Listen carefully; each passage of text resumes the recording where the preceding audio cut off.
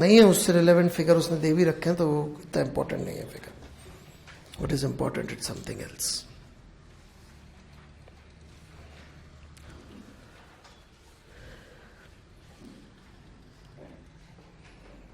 No one. Kashika as usual. चलिए भाई काशिका जी आप ही पढ़िए, आप ही पढ़ाइए. अगर हम लोग मेन स्केल की तरफ से देख रहे होंगे तो हम लोग को जो बहुत हल्के से डेविएशन है वो हम लोग को अच्छे से सेंस नहीं कर पाएंगे. मतलब ऐसा तो कुछ नहीं लिखा, ये नहीं लिखा, सॉरी. यस. अगर हम उसको मेजर कर रहे हैं तो अगर हम 2 के आसपास है तो हमको पता नहीं कि हम आगे हैं पीछे. 8 से अगर हम देख के बता नहीं पा रहे तो वर्नियर स्केल.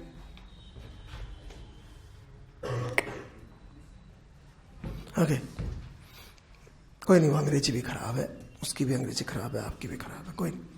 पे टेंशन है. मान लीजिए ये मेन स्केल था डिवीजन और ये वर्नियर स्केल का यहां पर आया. ओके कोई तकलीफ है किसी को? यहां तक कंफर्टेबल है? इतना सा दूरी पर ठीक है क्या? ओके. और आप देखते हैं कि 1 2 3 कोई भी एग्जैक्टली मैच नहीं हो रहा है. ठीक है ना? ये मेन स्केल के बहुत पास है पर 1 2 3 मैच नहीं हो रहा है. बाय चांस भाई तुक्का ये कि मैच हो रहा है, आपको दिखता है कि 8वां जो है वो ज्यादा बढ़िया फर्स्ट क्लास मैच हो रहा है. ठीक है.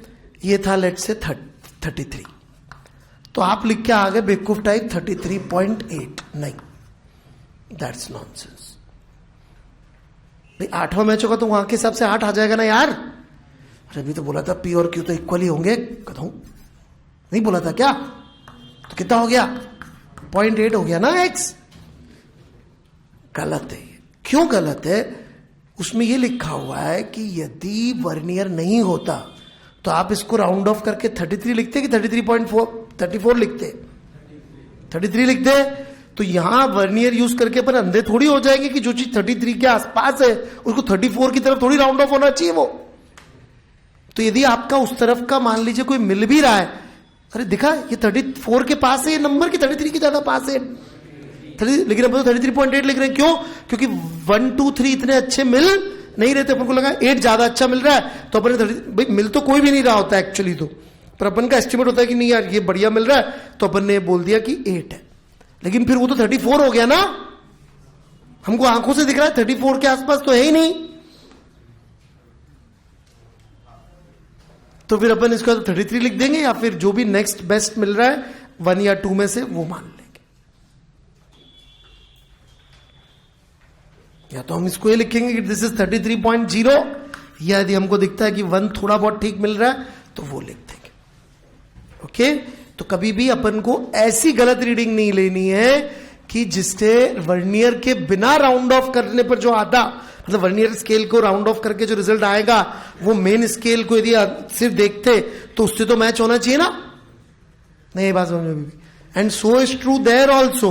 मान लो ये 34 के पास होता लेकिन इस साइड 34 के पास इस साइड होता, और मान लीजिए 1 वाला बहुत अच्छा मिल रहा है तो अपन इसको 33.1 थोड़ी कहेंगे. 34 के बहुत पास है, 33 34 के बीच में ही है. लेकिन मान लीजिए 1 वाला 1 तो नहीं मिलेगा, अच्छा 2 ठीक मिल रहा है लेट से, तो अपन को पता है 33.2 तो कहीं से भी नहीं है क्योंकि 34 के तो बहुत पास है. तो भले ही 8 वाला 9 वाला अच्छा नहीं मिल रहा हो, अब इसको 33.9 या 33.8 ही कह देंगे. राउंड ऑफ करने के बाद भी रिजल्ट वो आना चाहिए जो बिना वर्नियर के आता. ऐसा नहीं कि वर्नियर यूज करके अपन पागल हो जाए. ओके. ये प्रैक्टिकल साइड से इसका कोई यूज नहीं है. आई डोंट थिंक इसके ऊपर बेस कभी कोई सवाल बनेगा, है ना.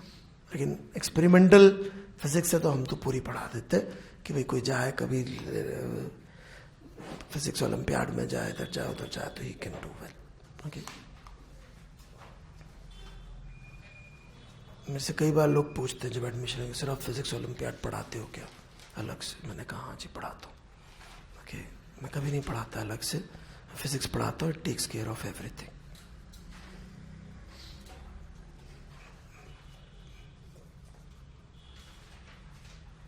लॉजिक आता है तो आप कहीं पे भी यूज कर सकते हो.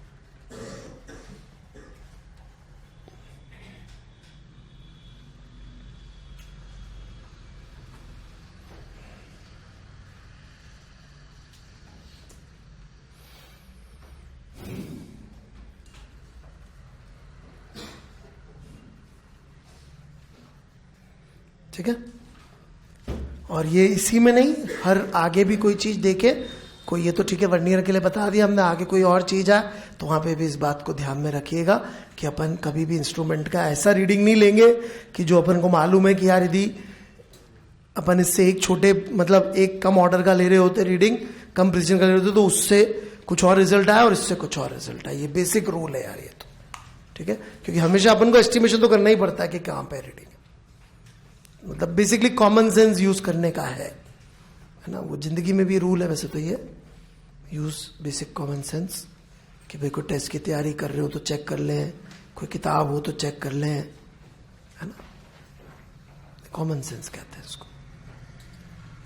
लेजी ना रहे अपन, है ना, मतलब this is laziness, mental laziness कि दिख रहा है आंखों से कि यार वो है तो इसके पास, पर नहीं यार अपन को ऐसा क्यों करने का, अपन को तो मास्टर ने रटाया था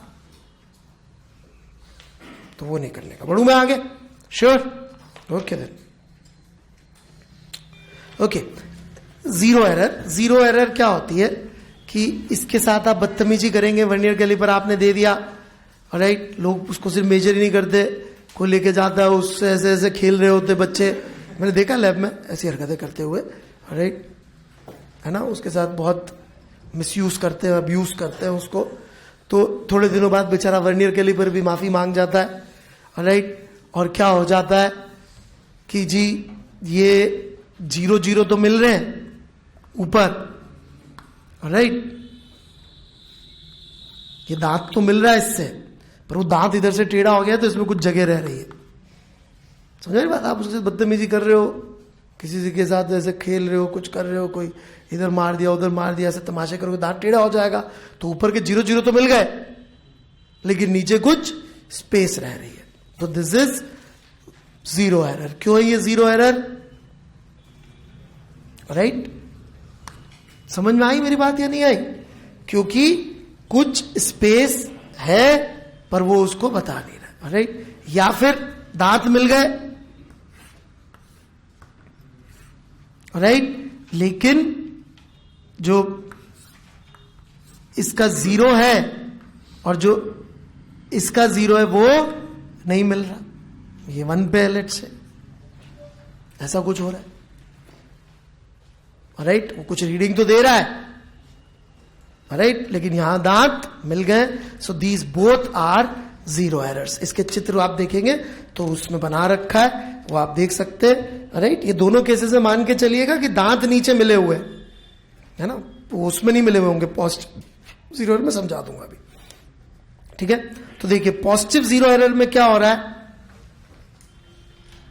कि जब दांत जाके मिले तो कुछ रीडिंग आ रही है, वर्नियर का जो 0 है वो मेन के 0 से कोइंसाइड नहीं किया, उससे राइट साइड ही रह गया, दिख रहा है चित्र फर्स्ट वाला, राइट। और नेगेटिव जीरो एरर में क्या हो रहा है कि दांत मिलाने गए तो इसका 0 जो है उससे आगे निकल गया मेन स्केल के 0 से, लेफ्ट में और आगे निकल गया, दिख रहा है सबको चित्र में, फिगर में दिख रहा है सबको।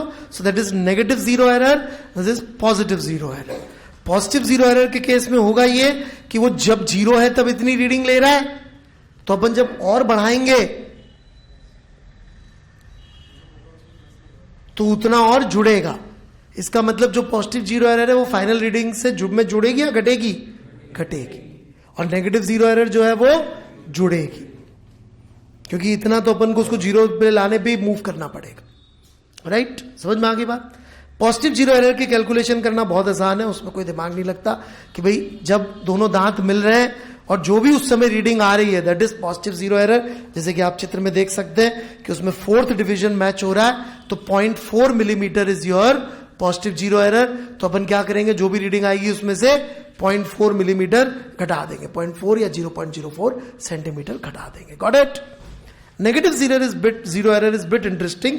यदि आपने ध्यान दिया हो तो वहां ध्यान से पढ़िए, जो सबसे आखिरी 5 वाला फिगर है, कौन सा डिवीजन कोइंसाइड कर रहा है, और नेगेटिव जीरो एरर क्या लिखी है? -0.04। 6th डिवीजन कोइंसाइडिंग है, उधर 4th डिवीजन कोइंसाइडिंग था तो 4 बोला था, इधर 6th डिवीजन कोइंसाइडिंग है, और जीरो एरर कौन सी बताइए, क्या बताइए? -0.. दैट्स एक्चुअली वेरी इजी. थोड़ा सा बुद्धि पे जोर डाले तो सबसे आसान तरीका सोचने का ये है, यहां पे आप मान लीजिए 0 है, राइट, और उसके आगे मान लीजिए -1 है. तो अपन कितना आगे गए चौथे तक जाने के लिए? इधर छठे पे गए तो छठा कॉन्साइड कर रहा है तो 4 ही तो गए आगे. अब इधर छठा कॉन्साइड कर रहा है तो आगे कितना गए अपन? 4 गए ना. नहीं आया भी समझ, ऐसे सोच लीजिए. पक्का? So this is how you can imagine this. Very simple method. ठीक है, तो नेगेटिव जीरो एरर में जरूर याद रखिएगा कि जो डिवीजन कॉन्साइडिंग है, जो रीडिंग आ रही है वो नहीं होता, 1 माइनस होता है. ओके, ठीक है. चित्र बहुत बहुत इंपॉर्टेंट है, 5th वाला चित्र. इसको अच्छी तरह से समझ लीजिएगा, कोई डाउट हो तो पूछ लीजिएगा. ठीक है, नेगेटिव जीरो एरर में प्रॉब्लम होती है कि 0 0 तो पहले ही मिल चुके, अपन ने और पुश किया तो उस तरफ मान लो माइनस है उस तरफ, तो शायद आपको इमेजिन करना आसान पड़े कि 0 -1 -2 -3 वो है. ठीक है, पढ़ू मैं आगे. Okay, screw gauge. Screw gauge इतना यूज नहीं करते हैं जितना ज्यादा वर्नियर कैलिपर्स यूज होता है. उसका रीजन है, वर्नियर कैलिपर चूंकि इस तरह का इंस्ट्रूमेंट है कि इसमें कुछ भी ज्यादा एरर आने के चांसेस नहीं होते. बहुत बदतमीजी करो तो दांत मुड़ जाएंगे, इसमें कुछ है नहीं. ओके, स्क्रू गेज कहने को तो 0.01 मिलीमीटर नाप सकता है, मिलीमीटर का 100th, लेकिन इसका यूज कम करते हैं. क्यों? क्योंकि इसमें गलती होने के बहुत ज्यादा चांसेस होते हैं, क्योंकि थ्रेड बेस्ड है. देखिए आप चित्र बना हुआ ना, स्क्रू, राइट. तो यदि आपने लैब में यूज किया तो ऐसे ऐसे घुमाते हैं अपन, तो थ्रेड बेस्ड है. थ्रेड बेस्ड में क्या होता है कि अपन ने थोड़ा जोर ज्यादा कर दी तो एक का थ्रेड शिफ्ट हो जाएगा, स्लिप हो जाएगा. एक का थ्रेड स्लिप हो गया तो इनहेरेंटली इसमें एरर ज्यादा होगी. देखा जाए तो प्रिसाइज और एक्यूरेसी के टर्म से बात करूं तो screw gauge is more precise but actually less accurate. Vernier caliper इतना सिंपल इंस्ट्रूमेंट है कि it is actually more accurate, may be less precise than screw gauge, क्योंकि उसमें कोई मैकेनिज्म नहीं है ना कॉम्प्लेक्स. इसमें थोड़े से लेवल ऑफ कॉम्प्लेक्सिटी ज्यादा है. बाकी लॉजिक बड़ा सिंपल है स्क्रू गेज का. लॉजिक इज दिस कि अपन जब 1 मिलीमीटर ऐसे बढ़ रहे यहां से यहां तक, तो यदि अपन मान लीजिए ऐसे स्क्रू में घूम के 1 मिलीमीटर इस तरफ गए हैं, राइट, स्क्रू में यदि अपन घूम के 1 मिलीमीटर इधर गए हैं, तो इसका मतलब अपन ने एक चक्कर काटा. उस चक्कर के मान लो अपन ने 100 या 50 डिवीजन कर दिए, तो अपन ने इधर 1 मिलीमीटर के 50 या 100 डिवीजन कर दिए. जितने एंगल पे अपन रुकेंगे वो 100 पोर्शन हो जाएगा उसका. भाई 1 मिलीमीटर और इधर अपन 25वें चक्कर पे रुक रहे, तो मतलब 1.25 मिलीमीटर हो जाएगा. This is the basic logic. नहीं आएगा समझ में कि जो एक चक्कर काट रहे 1 मिलीमीटर से 2 मीटर के बीच में जाने के लिए, सबसे पहले तो दिमाग लगाया कि अपन 1 मीटर से 2 मीटर जाने के लिए एक पूरा चक्कर काट रहे, वो तो हो जाएगा. और उस एक चक्कर के जनरली 50 डिवीजन करते हैं अपन, तो इमेजिनरी 100 मान लेते हैं. 100 डिवीजन किए उस एक जो सर्कुलर स्केल है ना, उसके अपन ने 100 टुकड़े उस पर लिख दिए अपन ने. तो अपन फ्रैक्शंस ऑफ मिलीमीटर तक नाप सकते हैं. जनरली 50 ही लिख कर पाते हैं, जितनी जगह अवेलेबल होती है उसमें 100 करना बहुत मुश्किल होता है. Got it? बढ़ू मैं आगे. इसके एरर पे आना चाहूंगा मैं. समझ में आ गया इसमें कैसे नापेगा? अरे सिंपल बहुत ज्यादा है ये. वर्नियर कैलिपर जितनी कॉम्प्लिकेशन नहीं है इसमें, लेकिन चूंकि वो उस पे चलता है ना थ्रेड पे, तो चूड़ी स्लिप होने के चांसेस बहुत ज्यादा होते हैं. उसको बोलते हैं चूड़ी स्लिप होना बेसिकली हिंदी में, तो राइट, क्योंकि वो जो बने होते हैं ना, क्या बोलते हैं उसको,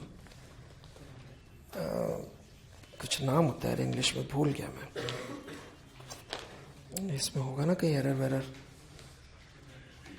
पेंडुलम कहाँ गया? एरर ही नहीं है इसमें, पिच, पता नहीं, जो भी. ठीक है, मैं बढ़ूंगा आगे. ओके, इसकी जीरो एरर में, पॉजिटिव जीरो एरर में कोई पंगा नहीं है. ध्यान से देखिए, नेगेटिव जीरो एरर में फिर से पंगा है. ओके, नेगेटिव जीरो एरर कब आएगी? मान लीजिए आपका मेन जीरो और सर्कुलर जीरो तो मिल गया, फिर भी कुछ जगह रह गई, तो आप बंद कर रहे हैं. ध्यान से सुनिएगा, जब अपन खोलते तो ऐसे चलता है 0 1 2 3 4, बंद करते तो ऐसे चलता है 90 91 92 93. अबे बंद करोगे तो 10 9 8 7 ऐसे चल रहा होगा ना. तो अपन 0 तक बंद करते हुए आया, अपन 0 0 आया, अभी भी जगह रह गई. अपन अब बंद कर रहे हैं, खोल रहे हैं तो 0 के बाद 1 2 3, बंद कर रहे हैं तो 0 के बाद 99, 98, मान लो 98 पे जाके बंद हुआ तो 0 एरर 0.98 थोड़ी हुई, 0.02 हुई ना, ये लिखा हुआ। अरे बंद करेंगे तो 0 से 90 की तरफ जाओगे ना, तो यदि 0.90 पे 91 पे बंद हुआ तो 0 एरर तो 0.09 हुई ना। बस इतना सा दिमाग लगाना है इसमें भी। तो नेगेटिव 0 एरर पे थोड़ा सा ध्यान देना है दोनों इंस्ट्रूमेंट्स में। और बाकी कॉन्सेप्ट वर्नियर कैलिपर का बड़ा अच्छा है, स्क्रू गेज का तो आसान सा है।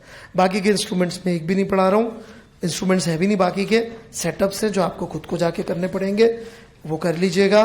और इसकी होमवर्क पूरी शीट है, वो आप करके आ जाइएगा। शीट में एस और ओ कर लीजिएगा।